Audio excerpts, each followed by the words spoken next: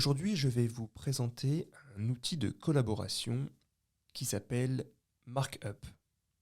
Markup, c'est un outil qui permet de laisser des commentaires sur des interfaces, sur des PDF ou des vidéos. Ça peut être utile pour faire, lors d'une phase de recette, des commentaires pour les différents développeurs ou entre designers en fonction des différentes maquettes que l'on peut avoir. Un peu comme Figma, on peut laisser des commentaires à des endroits précis, on peut les résoudre, laisser des commentaires à des commentaires et partager en tout cas toute l'interface et les différents commentaires qu'on peut mettre sur les différents sites en pré-prod ou déjà en développement. Donc ici, vous pouvez voir la landing page. Je vous laisserai le soin d'aller directement dessus. Moi, je vais me focaliser directement sur l'outil en question pour vous présenter les différentes fonctionnalités à l'intérieur de l'outil. Avant ça, en termes de pricing, nous avons donc ici un plan gratuit permettant de faire des retours, on va dire individuels en tant qu'utilisateur. Nous ne sommes pas obligés de prendre une version pro ou entreprise. On peut tout simplement prendre donc la version gratuite avec une seule workspace, avec 20 markups, donc 20 commentaires sur les interfaces. Ça peut être utile lors de retours minimes, mais en tant que designer, en tant que product designer. Donc il faut quand même se créer un compte et ensuite on a le droit donc à une workspace, donc une entité où on pourra rentrer donc un site avec différents commentaires, ce que je vais vous montrer aujourd'hui.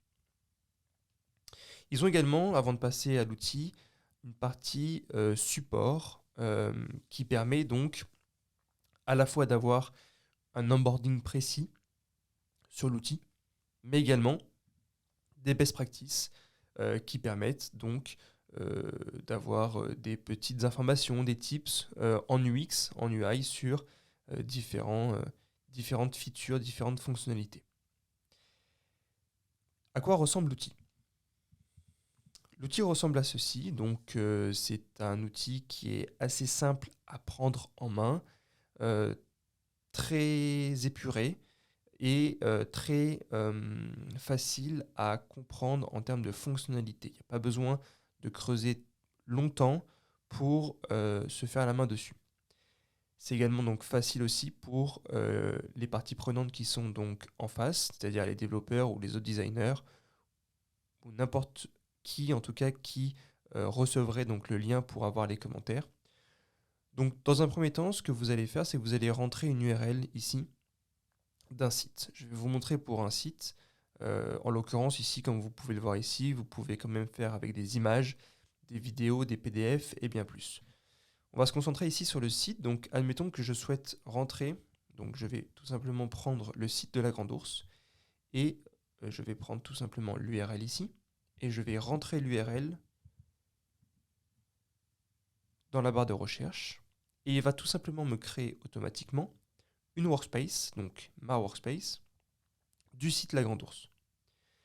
Et pour faire les commentaires du site, donc admettons que nous sommes en phase de recettage ou donc juste avant la mise en production, nous souhaitons donc voir un peu les cookies sur les textes, sur les liens ou des choses en tout cas à modifier et que nous souhaitons donc partager ça aux développeurs. Donc l'interface se présente comme ceci, donc très intuitif avec des petites zones d'onboarding. On peut également voir donc ici, comme vous pouvez le voir ici, donc le site en desktop, en tablette ou en mobile.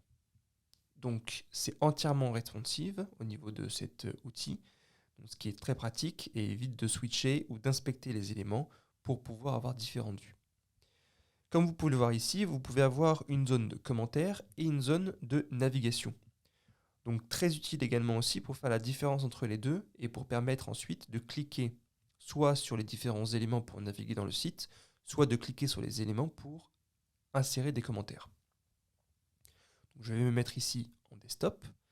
Alors, à noter ici qu'en fonction de la taille de notre écran, le site peut avoir une version tablette, ou en tout cas ici le menu burger peut être affiché en fonction donc des différents breakpoints qui a été élaboré pour le site.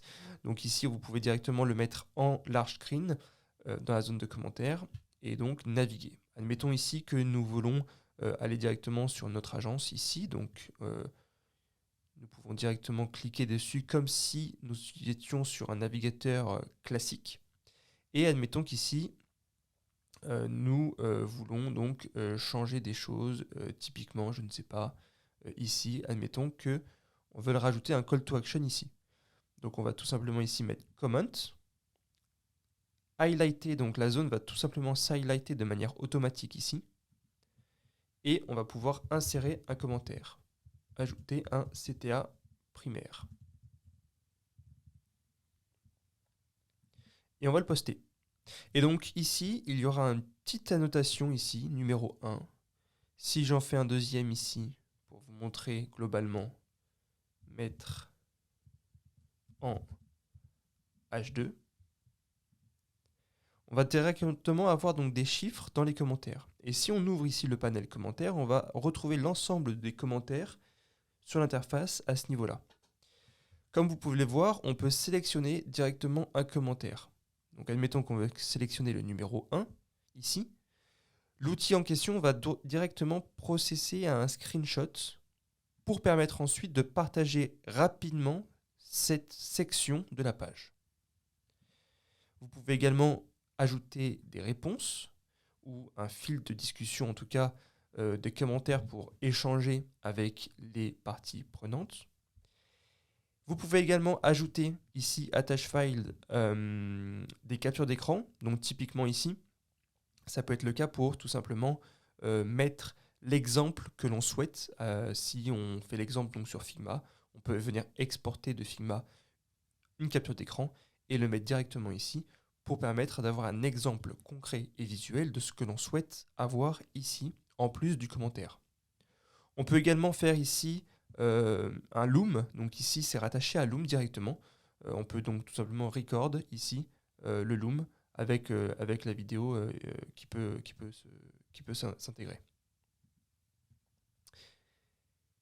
Et donc une fois que le commentaire est résolu, donc on va tout simplement pouvoir le résolve. Donc soit c'est la personne qui a mis le commentaire, qui a vu sur l'interface que le call to action, en l'occurrence ici, a bien été ajouté, et donc on va pouvoir mettre resolve, ou alors ça peut être aussi une personne qui a été invitée sur notre workspace pour tout simplement avoir l'ensemble des commentaires et résoudre lui-même les commentaires qui a été traité. Donc si je viens mettre ici resolve, ça va directement partir dans l'autre page ici, l'autre switch en tout cas, un peu comme cette vue browse et comment. Ici, on a active et resolved qui permet de voir un historique des éléments qui sont actifs ou résolus avec évidemment toutes les fonctionnalités utiles pour chercher, trier des commentaires s'il y en a des dizaines ou des centaines. On peut évidemment ensuite partager également donc, le lien de notre markup aux développeurs, voilà, avec une accessibilité réduite, avec un mot de passe. Ici, en l'occurrence, c'est la version qui est gratuite, donc pour passer sur différentes markups donc privées, il faudra passer au plan supérieur, ou tester en tout cas l'essai de 14 jours, gratuit de 14 jours. Voilà pour cet outil, merci de votre écoute, et à bientôt.